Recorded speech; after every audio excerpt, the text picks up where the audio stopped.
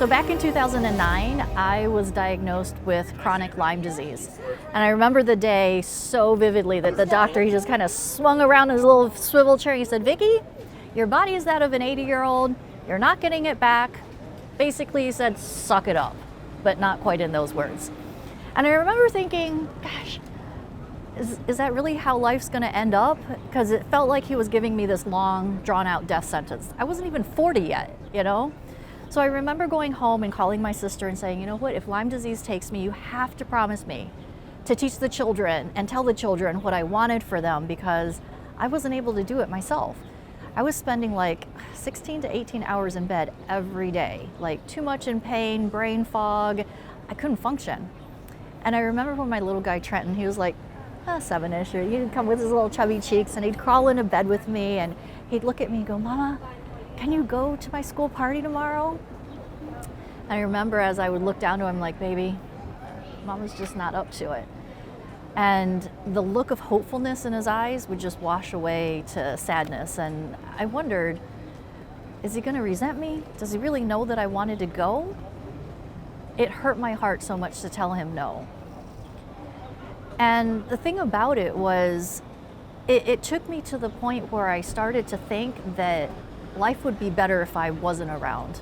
I was a financial drain to my family. I couldn't function as a mom or a wife, and I felt like a loser. And I didn't want to cry anymore on the little bathroom floor, you know, the little mats on the bathroom floor. And I would cry every night just so I didn't wake up my husband.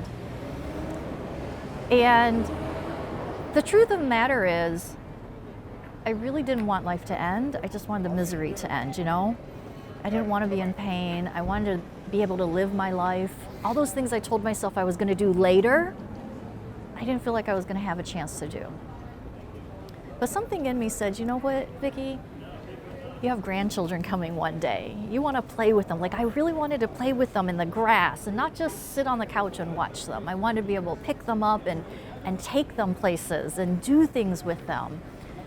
And something in me said, "You know what? They're worth fighting for." And I started to read these books, and I'm not sure where they came from, but these books about people with Crohn's disease or cancer and how they had incurable diseases, and their doctor said, "Forget it, you're not getting better." And somehow they got better. And I thought, wait a minute, something's not computing. My doctor said I'm not going to get better. Their doctor said they weren't going to get better. Maybe I could actually get better like they did. So I started reading more things, and I got into herbs, and I got into some things that I didn't tell my doctor I tried. And I ended up becoming a master herbalist through that process. And lo and behold, like, the good days started to outnumber the bad. And I kept thinking, "Oh, is it going to stick? Is it going to stick?" And it did. It finally stuck.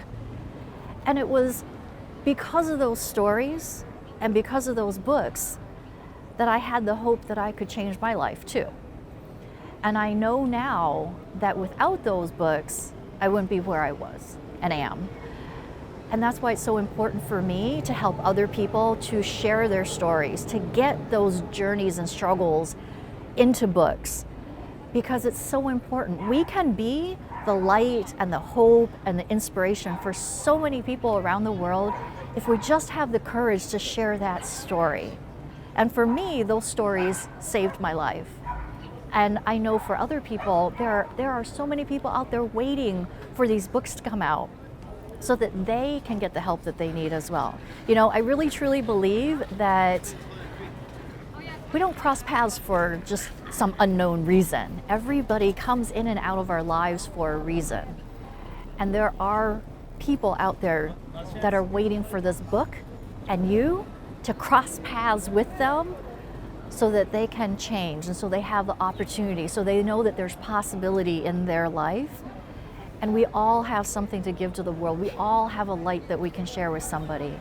And that's why it's so important that, for me, these stories get put out into books and into best-selling books.